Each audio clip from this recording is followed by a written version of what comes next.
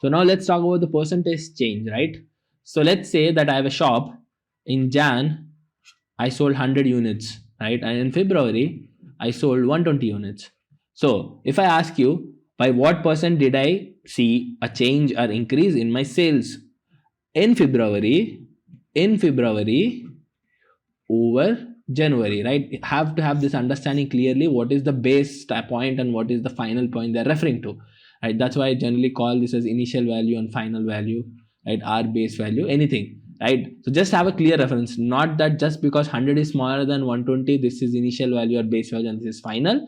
Not just because January is chronologically before or in the past of February does not mean that the time which happens earlier is initial or base and the final is the later one in the future. No, just have to be clear. Here I'm asking you the percentage change in the sales in February over January. So I'm asking you over January. So by what percent over January? So the base is January, right? If I ask you by what percent did I see a change in sales in January over February, right? In that case, it will reverse. Right? This will be my initial value and this will be my final value.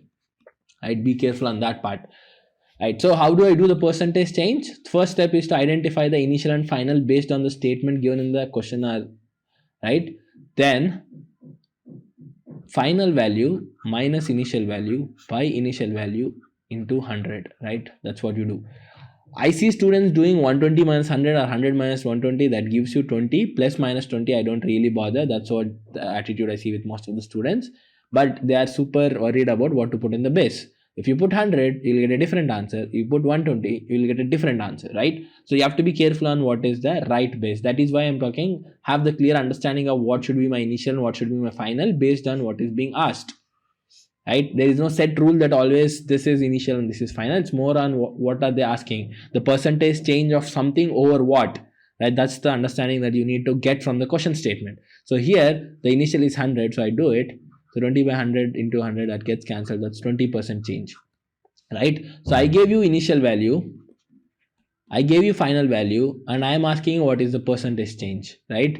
If I get negative, right, if it was reverse 120 here and 100 here, I would have got minus 20, right, by 120 into 100, that would have given me minus percentage change. That is, there's a decrease, right? Here I'm seeing a positive 20, that means there's an increase of 20%, right? This is one thing that they can ask. Again, here I see three variables, initial value, final value, and the percentage change, right? They can ask you by giving you initial value and the percentage change and ask you what is final value, right? The same thing, I give you 1 and 3, I'm asking you to find the 2. So final value is fundamentally initial value plus, right, the percentage change of initial value again, right? Let's do the same example, right? I know the initial value is 100 and I know the percentage change is 20%. So 20% of 100 is the initial value. So this will become 20 by 100 into 100, off is into, this gets cancelled out. 100 plus 120 is 120, right? So that's the final value. Or the other, obviously the left out is, I give you final value, I give you percentage change, and I ask you what is initial value, right?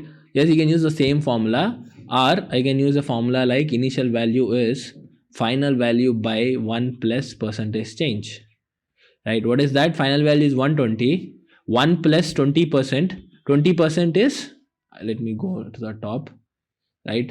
20% is 20 by 100. I can write it as 0.2 or I do 1 by 5, whatever you're comfortable with. So 120 by 1 plus 0.2, that's 120 by 1.2, that's 100, right? That's my initial value, right? So you can find, it's basically the same formula, right? Everywhere, all the three cases, I'm using the same formula of this, right? It's just that final value is initial value into percentage change and this goes there, it will become IV plus percentage change of IV. The same thing, if I move around, I get IV is equals to FE by 1 plus percentage C.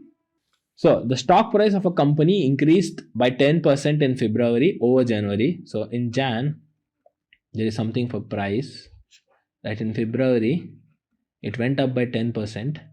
Then it saw a further increase in March of another 10%. And in April, it saw a decline of minus 20%. So this is the final price. They are asking by what percent did the stock price increase or decrease in April over January, right? what I see some students doing is that they do plus 10, minus 20 is 0%. So I will mark the answer as no change. See, that's absolutely wrong. Why? This 10% is increasing over the January price, right? And this 10% is increasing over the February price, which is a different value from January.